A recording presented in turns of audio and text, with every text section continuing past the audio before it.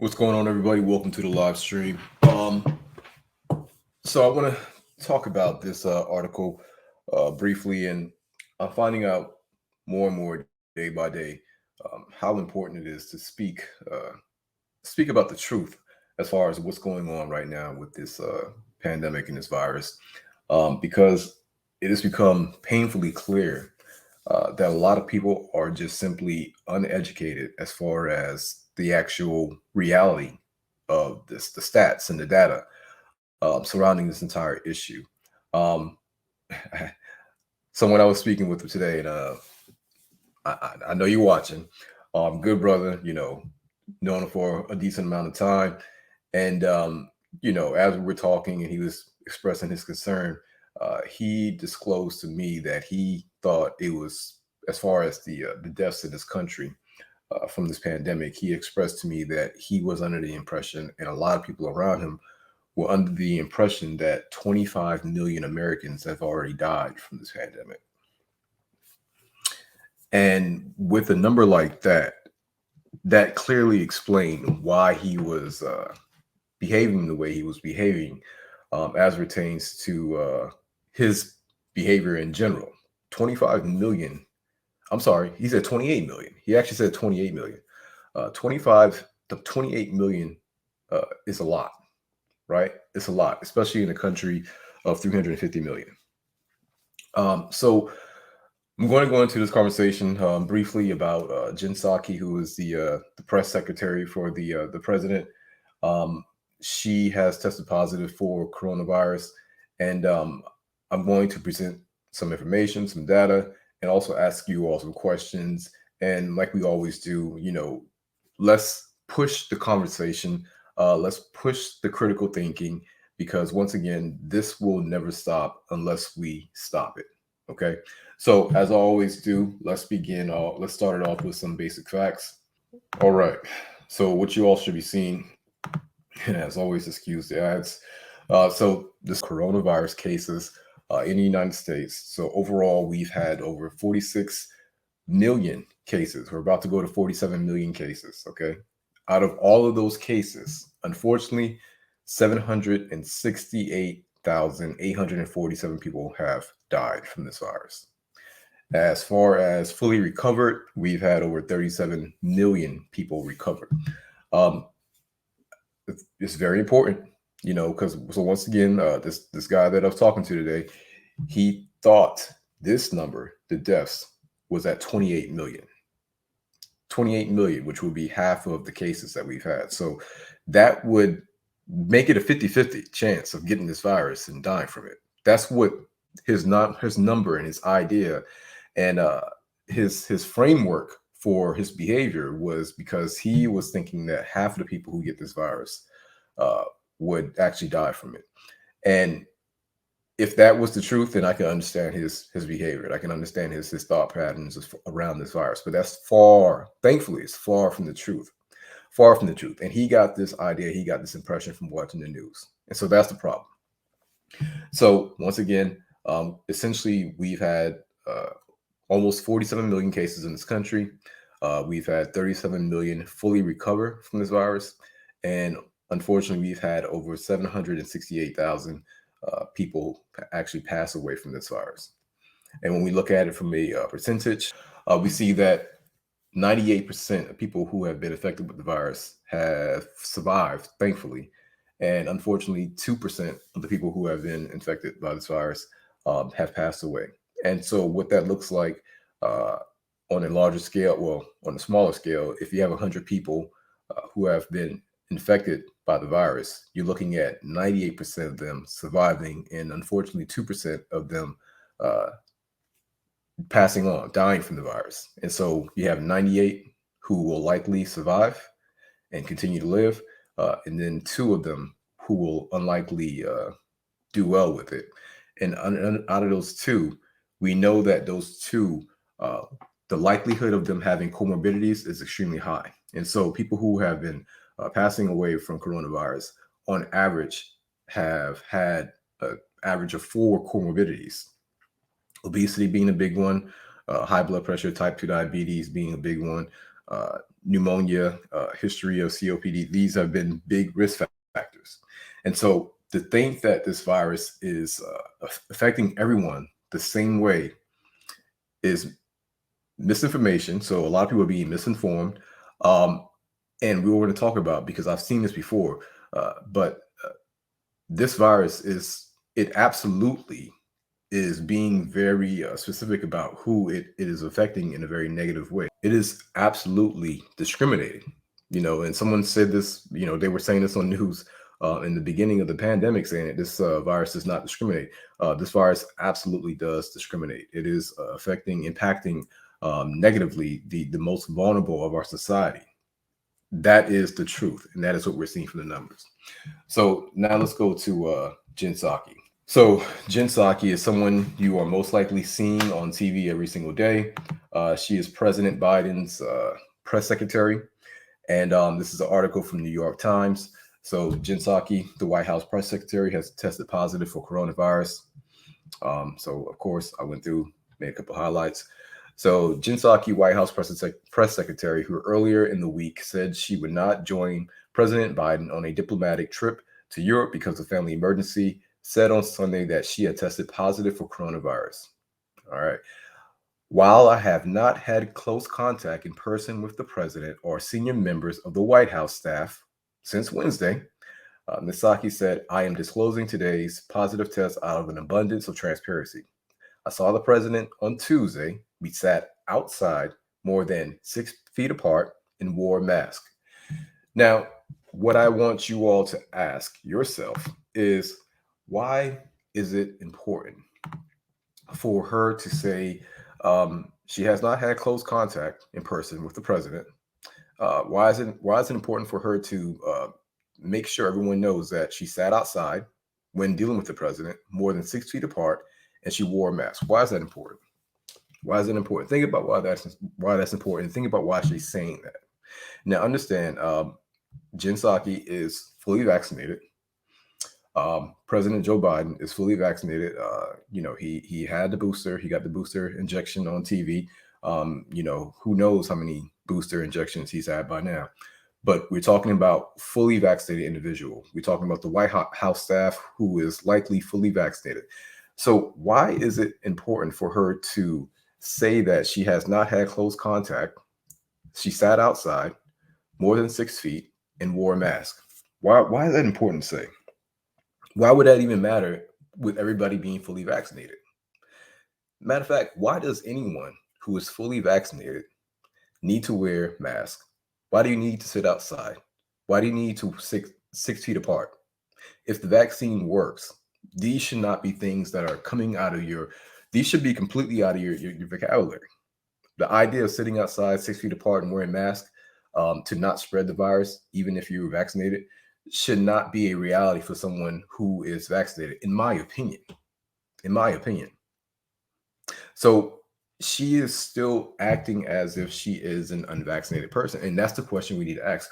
Why is she acting like she's an unvaccinated person? Not just her, but everyone.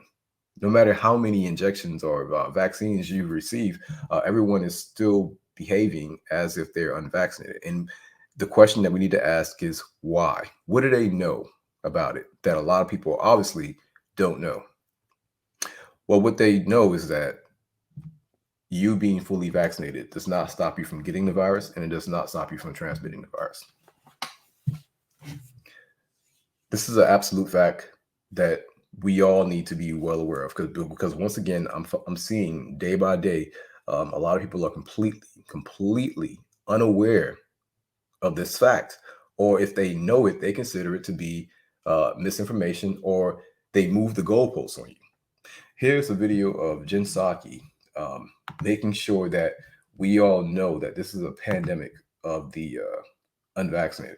We certainly know on transmissibility and based on the CDC data that the Delta variant is impacting the majority of people who are getting sick with COVID now. We also know that 99.5% of people who are in the hospital are people who are unvaccinated, and people who are dying of COVID unvaccinated. The data is very clear. As Dr. Walensky said on an earlier briefing today, this is really becoming a pandemic of the unvaccinated, and that means getting vaccinated, you can save yourself. So as you see there, she's saying that, and this was back in July, and there's a lot of information. Well, there's a lot that I have to say about what they were saying back in earlier in July about the hospitalization rates of people and their vaccine status back in July, and where they were getting that data from. They were largely getting that data from the end of 2020, November, December timeframe. And then the beginning of 2021, where largely no one was vaccinated, largely no one was being vaccinated at a high level. And so, of course, if you have low vaccination rates because the vaccine just came out, yeah, a lot of your people in your hospital are going to be unvaccinated for the simple fact of the vaccine availability. And this is something that they cannot say right now with integrity. Like, you're not going to be able to say that while telling the truth at the same time that 99% of the hospitalizations are unvaccinated. Like, this is something that you won't be able to say in current time and be telling the truth. So once again, Jen Psaki, press secretary, positive for coronavirus. And I'm sure you all know someone by now who's fully vaccinated and who has had the quote unquote breakthrough infection. Let's read this article that just came out not too long ago from Bloomberg. So the title of the article is "Vaccinated People Also Spread the Delta Variant, Year-Long Study Shows." People inoculated against COVID-19 are just as likely to spread the Delta variant of the virus to contacts in their household as those who haven't had shots, according to new research. All right, so let's kind of break this down, because if you don't catch this part, then you're gonna miss it. So essentially, they're saying that people who are fully vaccinated are just as likely to spread the Delta variant of the virus to contacts in their household as those who haven't had the shots. So essentially, what this is telling you that vaccinated and the unvaccinated are able to spread the Delta variant of this virus. Both of them.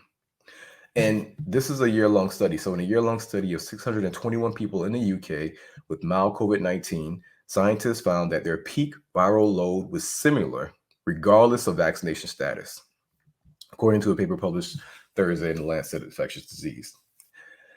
Something else that this article said, when you go further down, you see that our findings show that vaccination alone is not enough to prevent people from being infected with the Delta variant and spreading it in a household setting. The research also showed that immunity from full vaccination waned in as little as 3 months. Now, you got to keep an eye on this, because the definition for fully vaccinated will be changing very soon. I guarantee it's going to change very soon. Because if you're telling me that someone who's fully vaccinated after 3 months starts having waning protection from this virus, then the idea of perpetual booster shots is going to become a reality. And this is why I say we have to stop playing these games, as far as thinking that we have to have constant levels of elevated antibodies in order to survive this virus. And that is where I have the huge issue, because this is going to become a game of immunity. This is going to become a game of antibodies, in which you can prove that you have in order to move around freely in society. Now, along with that, we all need to also take a look at what's happening right now in this country. You have mandates being pushed. You have thousands of people losing their jobs, losing their livelihoods, their way of income, generating income and providing for their families, being stripped away. Why? It's being stripped away because of mandates. And so you have thousands of people, nurses, doctors, police officers, firefighters, teachers, pilots, air traffic control, thousands of people that are losing their job because of a mandate. A mandate for what? For a vaccine. Why is there a mandate for a vaccine? To stop the spread. Well, I just showed you. One, your very own press secretary is fully vaccinated, and she has the virus, and she is still able to spread the virus. And she is very much aware of her ability to spread the virus, which is why she's still wearing a mask, why she's still sitting 6 feet apart from the president, and why she's also outside when dealing with other officials. So she's very much aware that she's able to spread this virus, and she's also able to get the virus. And that's the truth for everyone. Everyone can still get it, everyone can still spread it, regardless of your vaccination status. So, why the aggressive push for mandates? And you have to watch these people when you're having this conversation with disingenuous people who are only trying to just push vaccines without actually having an honest conversation about it. What the conversation will quickly turn into is a hospitalization conversation. And so that's why you have to watch them. And that's why really you shouldn't even, it's hard to have a conversation with them because they're agenda based. They're not so much really trying to find a solution or to understand what you are saying. Because if you're saying that, if the first thing you're saying is that everyone has to get vaccinated because you don't have the right to infect me, because you have to slow the spread, we have to understand that that is not how these vaccines work. In fact, the manufacturers of the vaccine never said that. They've never said that. And I've seen this before. I've seen this before with blood pressure medications and diabetes medications. Once again, this is why I tell you all to go back and watch my videos talking about blood pressure and also something called disease creep or diagnosis creep. So the game is to put out a product and allow it to get onto the streets and allow the streets or the people, the common people, to spread misinformation about it that is beneficial. So a lot of people believe that one, high blood pressure is a true disease, and that is also something that's passed on down family, passed on based on your family history. These are not true things. They also believe that it's something that is something you can't reverse, and the same thing with type 2 diabetes. This is also not true. But these are not things you're hearing coming from the officials. These are things that are being passed down and are being propagated by people, regular civilians.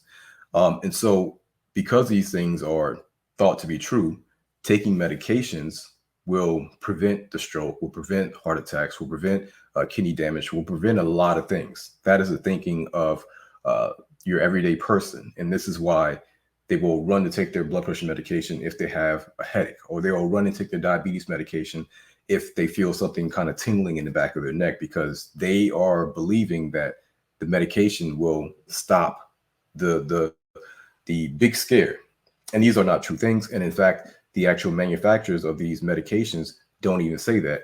And when you go to look at the number needed to treat, it is nowhere close to what people are thinking as far as why they're taking these medications. And so this is why you commonly hear me say medications don't work.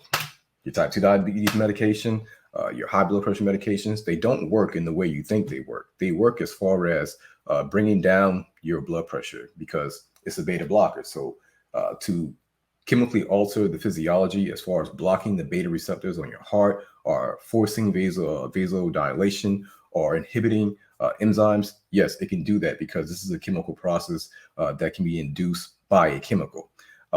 As far as forcing your pancreas to produce insulin in order to get it down, yes, these medications can do those things. And so as far as the actual sign, as far as the actual metrics, it's easy. It's easy to manipulate the metrics because it is a chemical process that you can come up with a chemical to induce that change that you want to see. But what does that mean as far as mortality and morbidity? What does that mean as far as your chances of dying? And what does that mean from your chances of having additional conditions because of that actual disease, quote unquote disease? Your chances of, when it comes to blood pressure medication and also diabetes medications, the chances of stroke is the same. The chances of kidney failure is the same. Heart attacks. The things that you are very much afraid of are all the same if you are continuing to live the same lifestyle as someone who is medicated.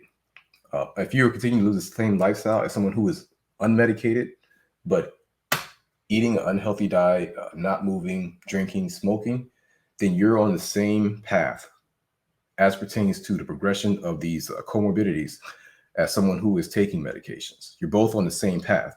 The only thing that actually decreases your chance of having the side effects as far as additional conditions and death ultimately is improving your lifestyle. That is the only thing that does it. The medications only make you feel better as far as what you see on your finger stick or what you see in your blood pressure cuff. But as far as actually producing results, as far as mortality and morbidity, they don't do that. And so that is something that was never said by these manufacturers.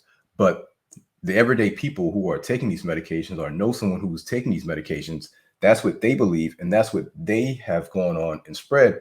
And you will never see the manufacturers or the actual officials stopping this misinformation, because that is absolutely misinformation. But they won't stop it because this is beneficial misinformation. Because if we can get everyone to believe that these medications actually save your life, then sales will go up. And so now the same thing with this vaccine. They never said that this vaccine was intended to slow the spread. They ain't never said that. They never said that this vaccine was intended to crush this virus in the pandemic. They never said that. Pfizer's CEO actually said that this is an endemic, meaning that it's going to always be around and something that we just have to deal with. In fact, we're working on annual booster shots or annual shots. So where's this idea and this information coming from that the vaccines are needed to crush the virus or to end the pandemic? It's coming from people who don't know what they're talking about, and they're allowed to spread this misinformation because it's profitable. I mean, let's just get down to it. It's profitable. There's a reason why Pfizer, Moderna, and Johnson & Johnson are not jumping out the window saying, hey, you can't be saying that about our product.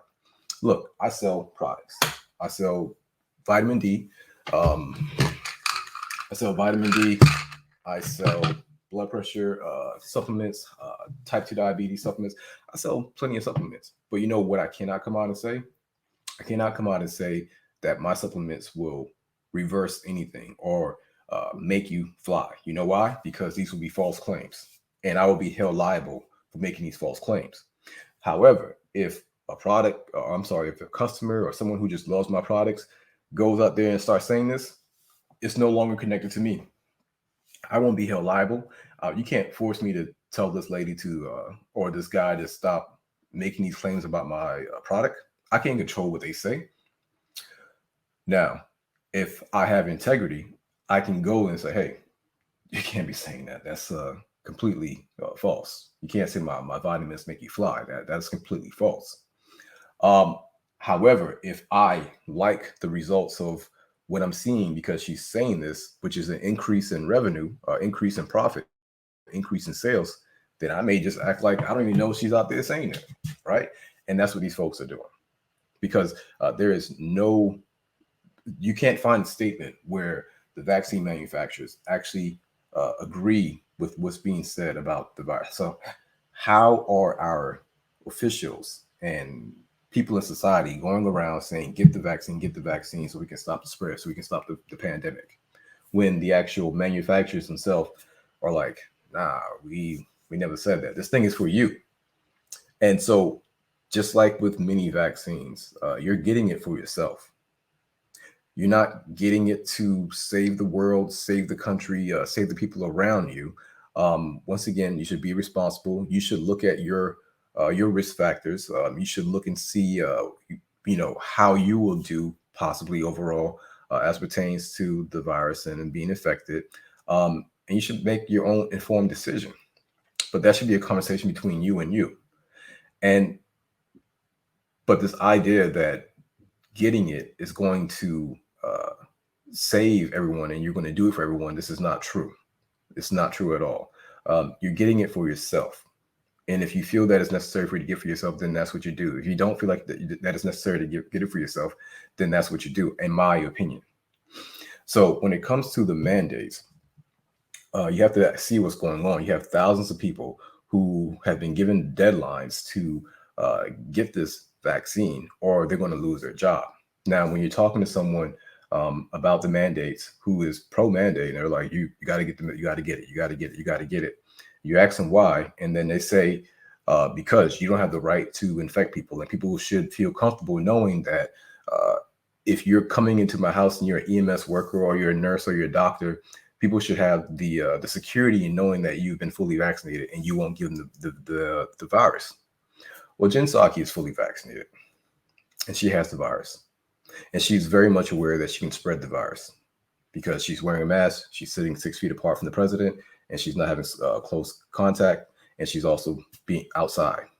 So she's very much aware that she can still spread it, just like everybody else should be aware. And just like this article of year-long research is showing you that both vaccinated and unvaccinated can still spread it. So if this is the truth, which it is the absolute truth, what is the point of the mandates? Well, once again, you're having a conversation with someone, they're going to first make the first lie, which is, we should have the right to know that you won't be infecting me. Well, now we know that anyone can infect you, no matter, regardless of their vaccination status. So you now have to let go of that lie, because that is a lie. And if you continue to use that lie, I get what kind of person you are.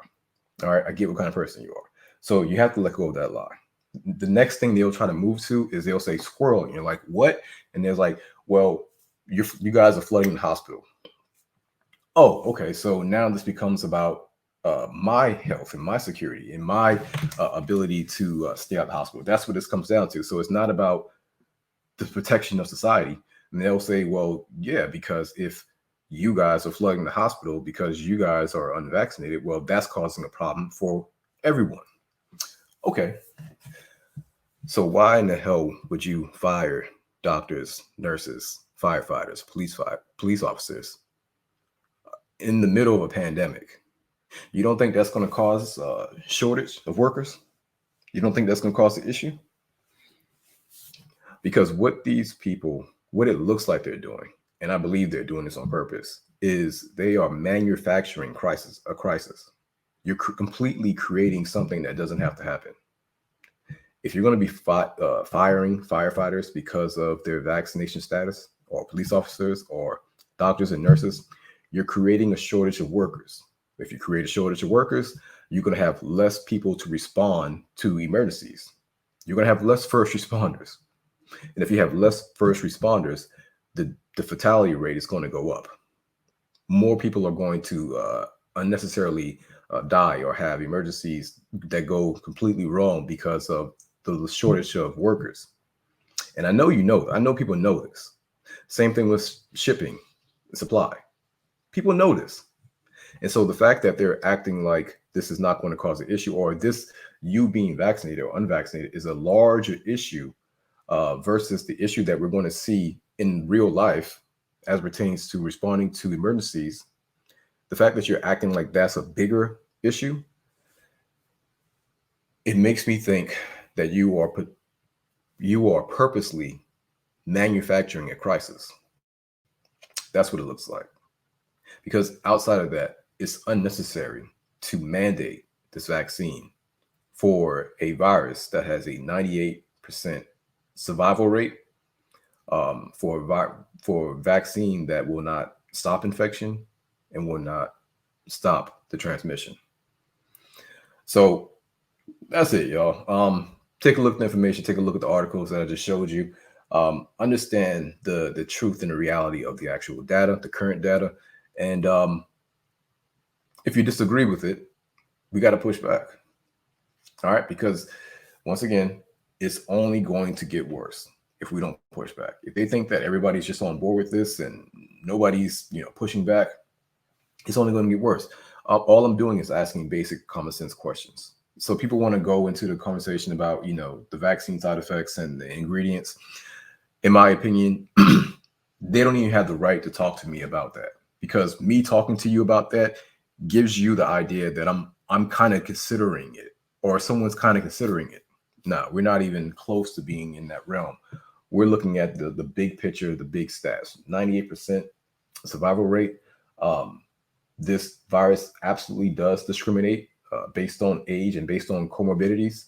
The fact that the vaccine doesn't stop the spread, doesn't stop transmission. Um, the fact that natural immunity is a real thing. Before you get into the conversation about side effects and ingredients, you need to deal with those 4 questions. You need to deal with those 4 questions. Natural immunity. Is it real? Is it not real? Why are you all not taking a look at that? The vaccine, does it work or does it not work? Well, we know it doesn't work the way you think that it works, the way that most people think it works, which is stopping infection and stopping the spread. 98% survival rate. Is that enough to be mandating people get the shot, regardless of your religious belief and regardless of your medical status, to the point where you're going to manufacture a crisis? So these are the questions I recommend us looking into and asking. All right. So that's all I have for you all today. That's it. I'll holler at y'all later. All right. Peace.